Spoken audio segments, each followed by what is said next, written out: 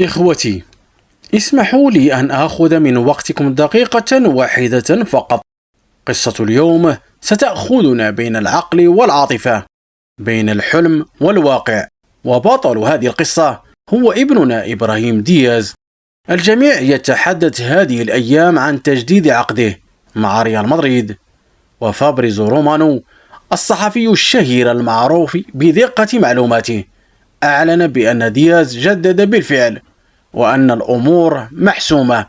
لكن رغم كل هذا الكلام وحتى هذه اللحظة لا يوجد أي إعلان رسمي من النادي، ما يعني أن الأمر قد يكون مجرد اتفاق شفهي، خصوصا وأن عقد دياز الحالي ما زال ساريا حتى عام 2027.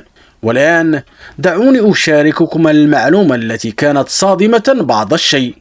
صحفي إسباني معروف صرح قائلا: إبراهيم دياز لاعب محترم لا يشتكي وراض بدور البديل. فهل فعلا ابننا قبل أن يظل أسير دكة البدلاء؟ وهنا علينا جميعا أن نتوقف ونسأل: هل يريد إبراهيم أن يبقى مجرد مشاهد بين النجوم، أم أنه يريد أن يصنع التاريخ بنفسه؟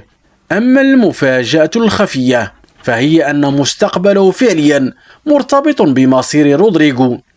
إذا رحل رودريغو عن الفريق فقد تفتح أمام دياز أبواب المجد، لكن إن بقي ووقع دياز قبل أن تتضح الأمور فقد تضيع منه فرصة العمر.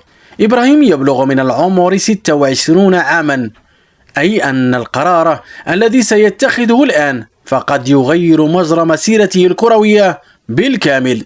رغم أن القلب متعلق بريال مدريد، إلا أن المشاركة أساسية والتألق ضرورة، والاسم الذي يسطع في العالم هو الذي يبقى. فأخبروني إخوتي، هل ترون أن على إبراهيم أن يجدد ويغامر، أم عليه أن ينتظر قليلا ويرى ما سيحدث؟ شاركوني آراءكم ولنكمل هذه القصة معا كأسرة واحدة. وصلنا إلى نهاية الفيديو، أستودعكم الله وإلى حلقة قادمة إن شاء الله، مع السلامة.